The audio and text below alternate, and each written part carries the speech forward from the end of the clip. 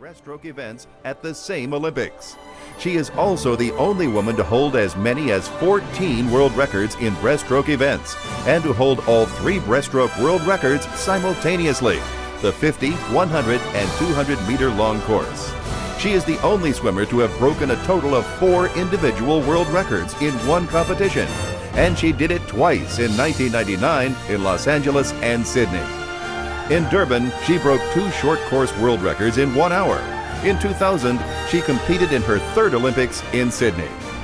Penny is an ACAA breaststroke national champion at the University of Nebraska and a 13-time South African national champion with coach Jan Biederman.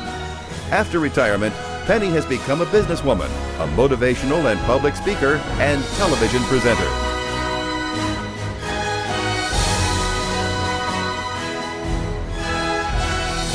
Penny Heyns, Republic of South Africa, honors swimmer.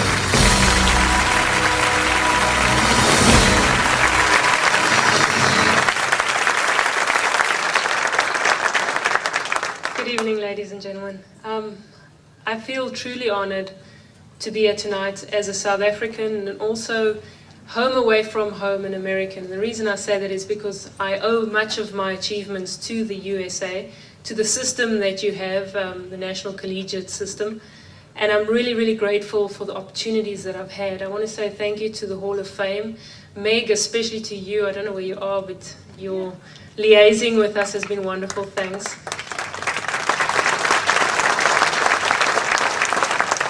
Obviously to the sponsors, I think Toyota's made it possible for us. You know, coming from South Africa, the Rand-dollar exchange is a little difficult. And Toyota, thanks for your sponsorship has enabled us to be here somewhat. I also just want to say that, you know, growing up in South Africa in isolation and not being able to go to the Olympics for something like 32 years meant that I grew up without the Olympic dream. I didn't begin swimming because I hoped to someday go to the Olympics and win a gold or break world records. I think the US swimmers grow up with that dream, and that's a privilege that you have, and now South Africans can also enjoy that.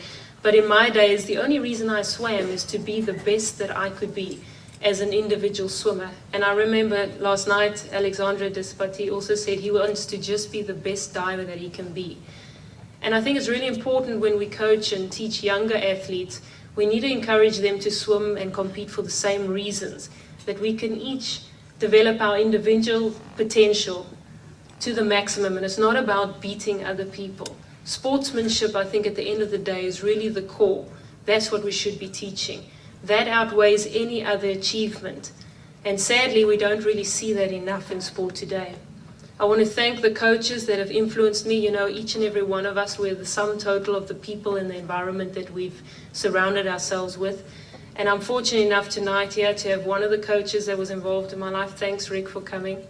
I have some of my fellow teammates here, Brendan and Heather, thank you. Post-swimming, you know, I think the transition that we make as athletes out of the swimming career is very difficult, and I've been very fortunate to have somebody that's a mentor, sometimes a tall mentor. No, I'm just joking. A wonderful person and business partner, Zelda, thanks for everything you've done and for what you mean to me. And I think, lastly, I just need to say thank you to the Lord, because during swimming, and every athlete can identify with this, there are times when we're on top of the world, when we're achieving our dreams and you feel like you can keep going forever. And then there are times when you have disappointments, times when you don't achieve what you hope to achieve, and then naturally you want to stop swimming and you want to give up. And I went through those phases lots of times where I was certain I would retire. But each time I searched my soul in knowing that I was swimming for a reason. I believe that our gifts and talents are for a purpose.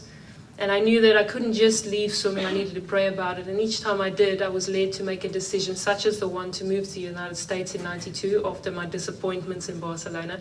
The same in '98 when I moved to Canada. And each time, taking that bold step, despite what I felt like I wanted to do, I moved to a next level. And that was truly because of my faith. And so I just want to thank the Lord for that also. Once again, thanks for this honor, and God bless everyone.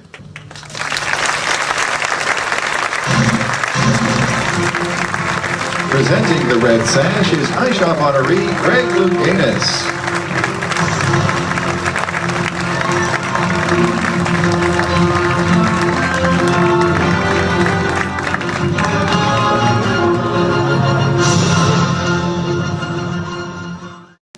you can see why Penny's so successful in her career as a speaker, motivational speaker. And congratulations.